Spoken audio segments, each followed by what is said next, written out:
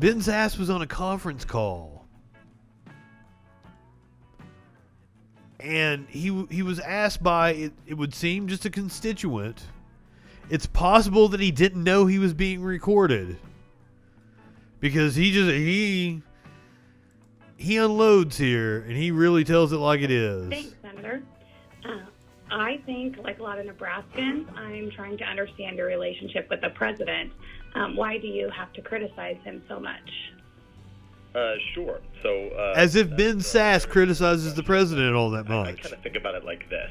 I think we should distinguish between policy agreement and policy disagreement, and then also long-term political implications as well.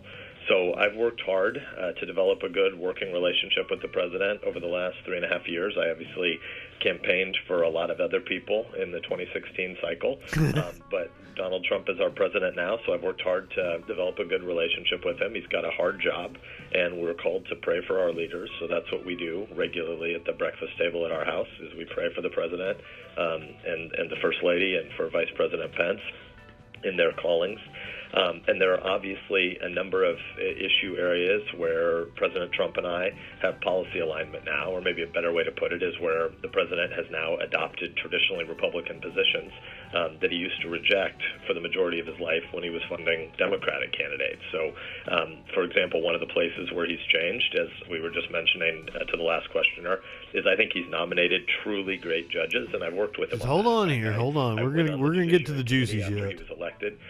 Explicitly to advocate for the kind of originalists and constitutionalists that he had put on his list and that he had agreed to nominate. I'm the first Nebraskan on the Judiciary Committee in, I think, 46 years. I'm 48 years old, and I'm the first Nebraskan on the committee since the mid-'70s. So there are definitely places where we agree, but as your question says, there are obviously a lot of places where he and I differ as well. And these aren't just mere policy issues.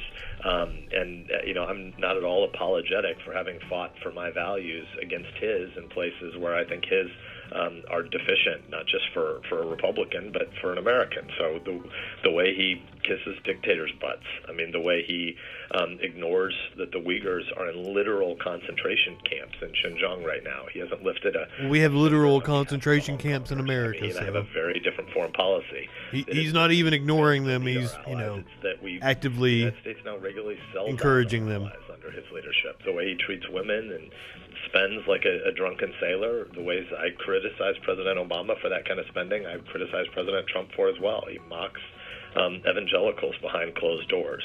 His family is... I'm sure he does. ...presidency like a business opportunity. He's flirted with white supremacists. I mean, the places where we differed on COVID, at the beginning of the COVID crisis, he refused to treat it seriously for months. He treated it like a news cycle by news cycle PR crisis rather than a multi-year public health challenge, which is what it is. And now, I mean, in his partial defense here, I think that lots of the news media has pretended that COVID is literally the first public health crisis ever, and somehow it's Donald Trump's fault. That's not true. They just wanted to use it against him. Well, I think that's a straw man. That he careened from curb to curb. First, he ignored COVID, and then he went into full economic shutdown mode. I mean, he was the one who said we never had a full shutdown would fix this, and that was always wrong. I mean, and so I don't think the way he's led through COVID has been reasonable or responsible or right. And so these are some of the important policy or sort of leadership places where we differ. Stuff we don't see eye to eye on, and I think that it's my duty to level with Nebraskans, even though I recognize that a lot of our voters in Nebraska are Trumpier than I am, and they sometimes get frustrated with me. Trumpier. I also think voters have told me the most common thing I hear from Nebraskans is they have a very mixed perspective on the president. They think he does some stuff well, and they think he does some stuff poorly, and the truth of the matter is I think he's done some stuff well and some poorly, and so I've been honest about that. Well, the things that he thinks he's done well, such as the tax cut and the judges, I'm sure, I totally don't agree with. We should distinguish between policy and politics, because my dissents from President Trump are not only about policy, but it's also a prudential question or a political question about whether or not he's ultimately driving the country further to the left, because that's what I think is ultimately going to happen. Oh, because the reaction to Trump is... the left is ascendant anyway. For everybody not named Trump in 2016... We've had 40 years of have regularly misunderstood the Ronald Reagan neoliberal attitude, didn't win and the presidency. the paradigm is shifting. Because America actually wants more reality TV, round-the-clock, stupid political obsessions. I just don't think that that's what my neighbors want. It's not what I hear when I travel the state. I've spent lots of the... I think Ben is correct, and that's why Joe Biden is going to win. Listen to Nebraskans. They don't really want more rage tweeting as a new form of entertainment. I think the overwhelming reason that President Trump won in 2016 was simply because Hillary Clinton was literally the most unpopular candidate in the history of polling. We've had polls going back about 85 years, and Hillary Clinton is by far the worst presidential candidate America has ever had. General election presidential candidate. And Trump was the second. President Trump won, not because he laid out a constructive vision of the country that Americans united around. And so I think it's always been imprudent for my party, again, as I mentioned, calling it the party of Lincoln and Reagan. Those are the heights of American history. It has always been imprudent for our party to try to Reagan? To a Trumpian brand, and that's what I've been worried about for 5 years. And so Reagan was the height of American history. Reagan's not even the height of my fucking history. Bill Clinton was. That's when we were the most prosperous. Trump loses, as looks likely, that he's going to take the Senate down with him. And if conservatives lose the Senate, here's what progressives are going to try to do. They're going to fracture the deliberative structure of the Senate. That's what blowing up the filibuster means. And that's the whole ballgame. They're going to add states. They're going to pack the Supreme Court. And let's hope. Religious liberty and the broader First Amendment at risk. And that's the heart of who we are as Americans. How does religious liberty and the broader First Amendment become at risk by expanding democracy to more people? Project to secure those things. And Donald Trump doesn't steward that. He doesn't do storytelling to the next generation.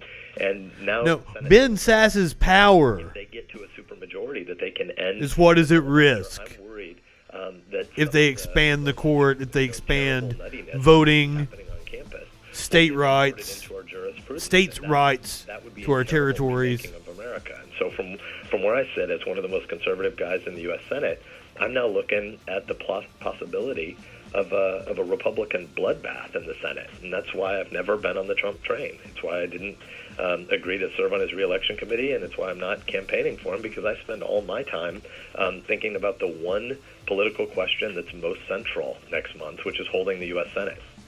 If we don't, I'll ironically, question to your title, but Lindsey Graham didn't used to be on the Trump train. Retain the Senate.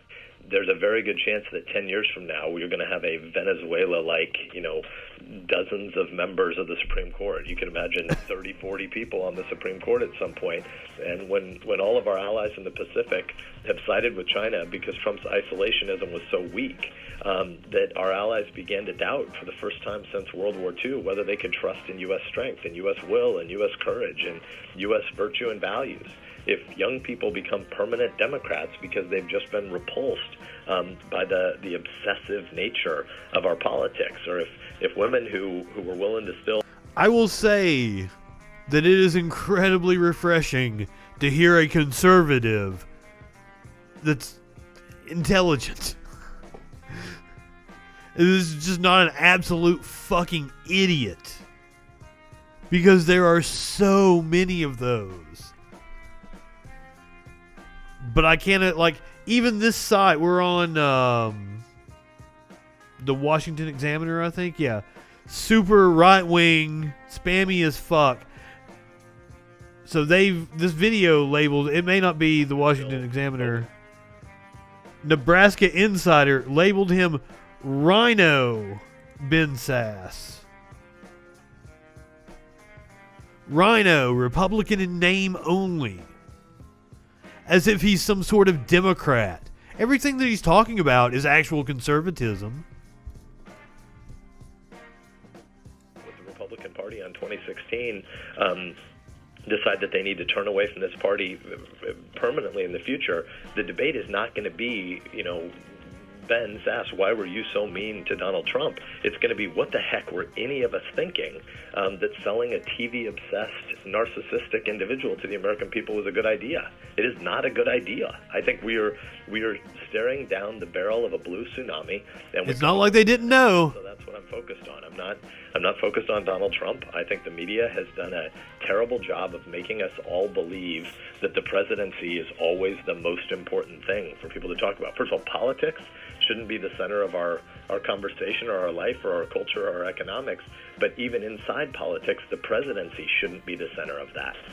And I think that Donald Trump and the media are united in wanting to make him the center of every conversation. He wants everybody to go back to sleep and not pay attention to the policy he passes. Right now is whether or not Republicans can retain it, and so that's what I'm spending my time and energy on. Thanks for your question. Tyler, who's next? I am really, really interested in when he said that. It was posted 2 days ago.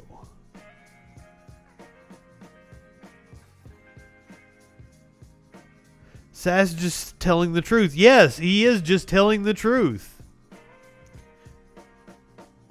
Sass was being a rhino when he was kissing Trump's butt.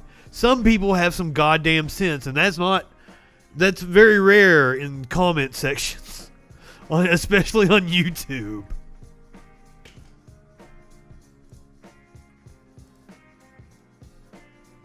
So Ben Sass was refreshing for a conservative, and the comment section was refreshing.